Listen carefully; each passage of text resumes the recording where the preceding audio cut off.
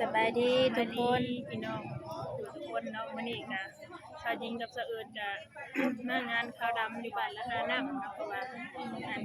ตาดองเพิ่นเสียอ้ายของชาวยิงเองเนาะเพิ่นน่ะมาเอาเมียอยู่บ้านละหาน้ำกันส่วนอ้ายชาวยิงกับอันพี่เพิ่นบ่ได้อยู่เนาะเพิ่นอยู่อันไทยเพิ่นไปหาเงินอยู่ไทยแล้วชาวยิงก็เลยมาเนาะจักสิเป็นจังไดไปจักสิไปเบิ่งนำกัน นี่คือบรรยากาศในงานเนาะ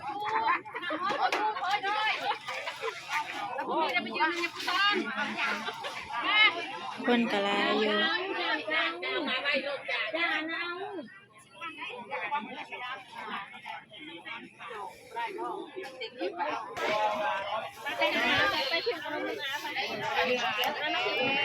หลานสาวชะหญิงเนาะ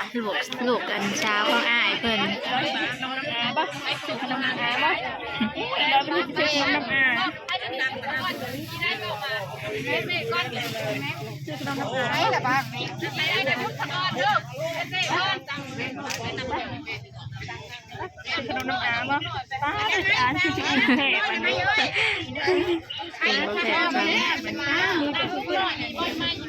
เป็นกินขนมเปื่อน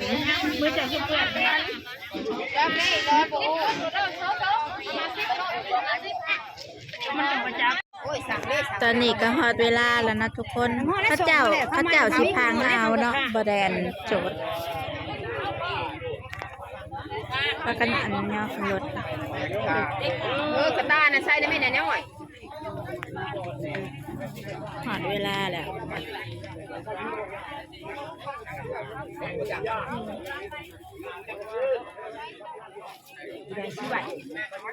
เอาหน่อยไอ้ห่าไปไหม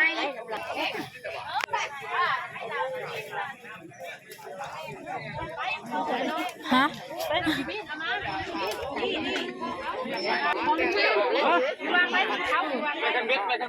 เขาได้ใช้คนงานไม่ได้ใช้พอคุณยิ่งที่แรกไปคนอยู่ใช้อยู่เทิงหรือเปล่าพูดถ้าเจ้าไปพูดเขาอยู่ได้นานแล้วอยู่เทิงเขาบอกว่าแน่ไปแล้วทุกคนบริจาคไม่นานก็ไว้ซื้อปลาขาวมือซื้อปลาขา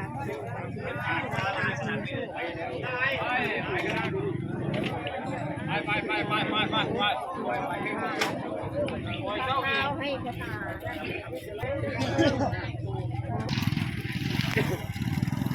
ห่างไปนะทุกคนส่งสการ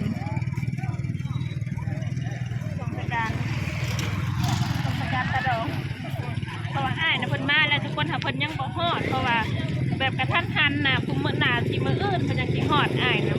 ประมาณตอนบ่ายพุ่นเลยดอกเพิ่นสิได้มาฮอด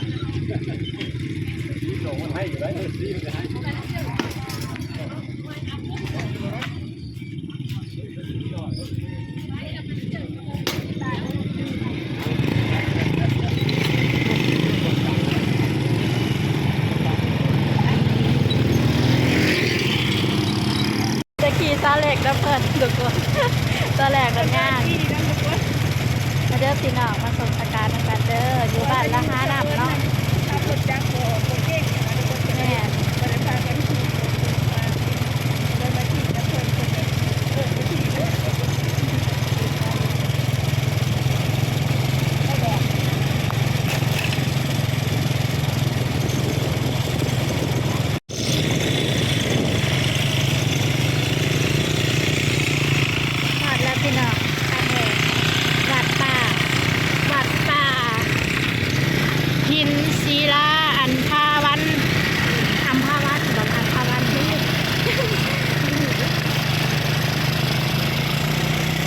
นี่ก็จะเป็นคลองน้ำ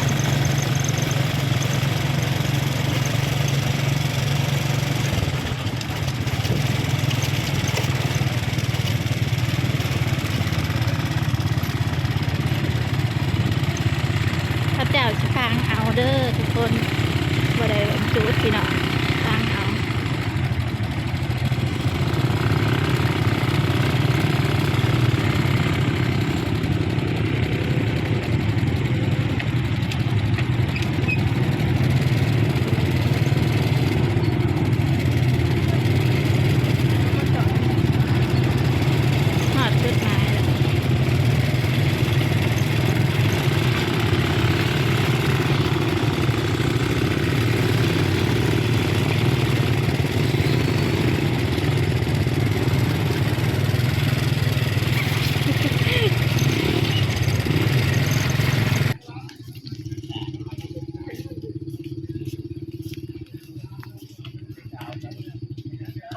ไปไหนเนาะ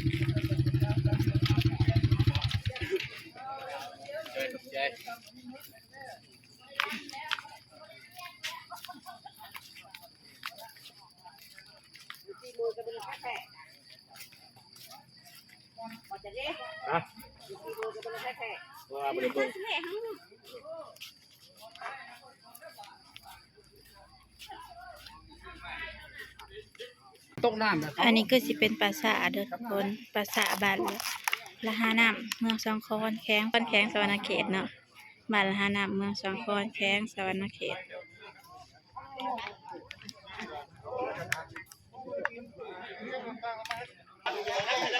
นั่นสิเป็นภูมิเนาะภูมิที่เขาเจ้าคนดินก็สิเป็นดินเหนียวเนาะดินเหลืองดินดำ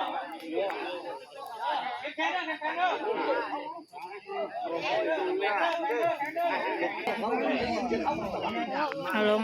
ไปเป็นบันไดยักษ์เขาไก่เด้อพี่น้องเพราะว่าคนกระลายแน่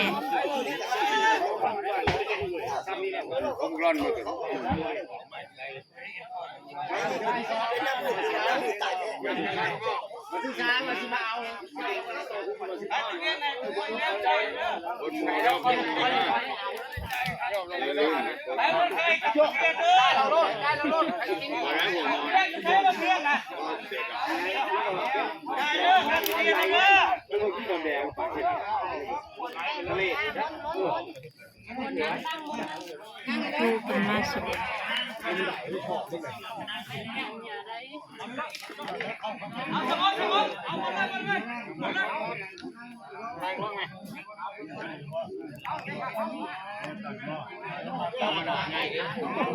เจ้าประธานเงินมาเจ้าทิศก็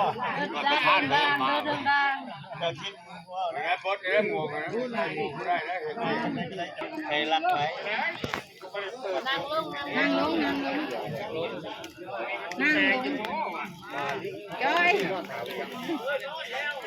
จอยจอยลีนั่งลงจอยนั่งลงจอยบ่ไปได้น้ำปลาได้นี่โดยน้ำปลาได้บ่แดดเลยคนตานี่เจ้าก็สิสูดเนาะยาคูยาพอก็สิสูด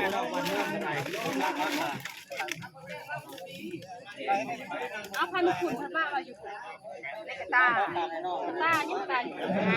ตาเสียมือบาสดีได้สั่งมาเข้าไปเอาต้องต้นเอาไว้หมดโตมันละลายนึ่งไม่ประมาณจะไม่ไม่ได้เข้าใจไม่บุตรเลยได้เข้าใจ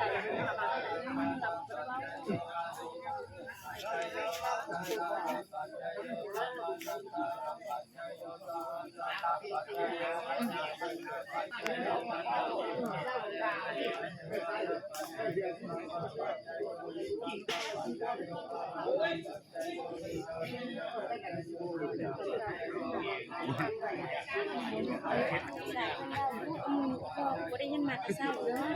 แต่เราอยู่พ่อมาแล้วหมดนี้มันมีเช่นละมั้งตะปูอันตะปูมืด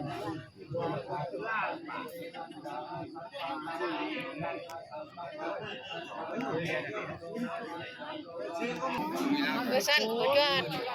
ไม่ใช่อันบริมีฮอตหน้ามีนั่ง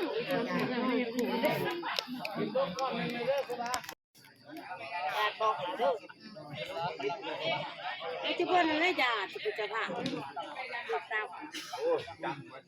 คักคนนั้นอ๋ออันนี้มาหน้ามาอันนี้คือไอ้บัตรยากนะแล้ว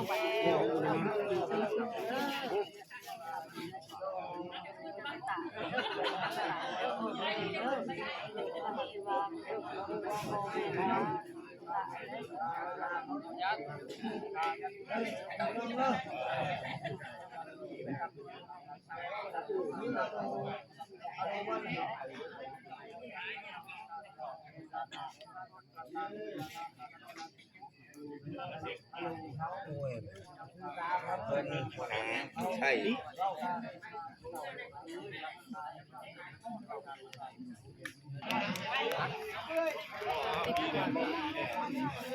แล้วนะ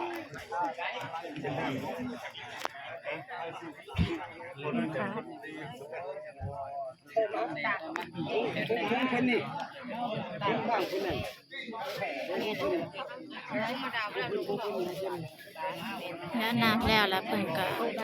ส่วนดินลงถม ไปได้วันก็ไปได้ ตาครึ่งร้อยมาห้อยไว้ ไอ้ชุกชุกอย่าเมาอย่าปุ๊กไปตีกองต้มอยู่คนละ มาคู่กันเก่าเลยลูกกาให้ลูกกาด้วยนะ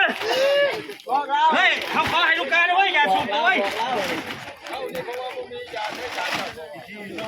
เอาอะไรกันสิชมคืนเดี๋ยวเอาไว้งวงจนเราให้ตัวได้งอกเอาให้ละตัวนี้ ไปดีเด้อรับสบาย มาเล่ากี่ทีแล้วทำหมอหน้ากำม้วน ได้เมื่อแล้ววันนี้ทุกคนแล้วมาส่งสการเพิ่นแล้วพี่น้อง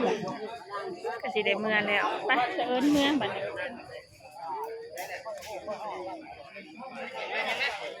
นี่สะเอิญเพิ่นล้างมือ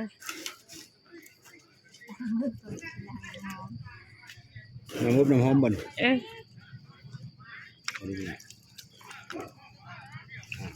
ดีมีแห้ง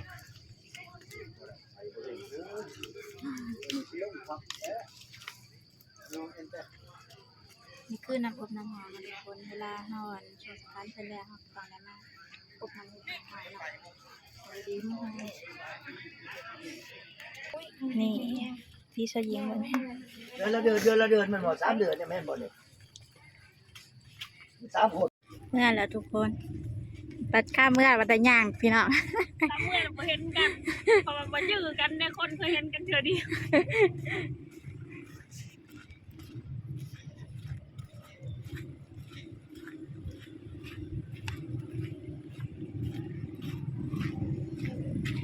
โอเคเนาะทุกคนหลังจากมาแต่ส่งสการนั้นพอร้องแล้วก็จะได้ขอโตวจบคลิปไว้เพียงเท่านี้เนาะ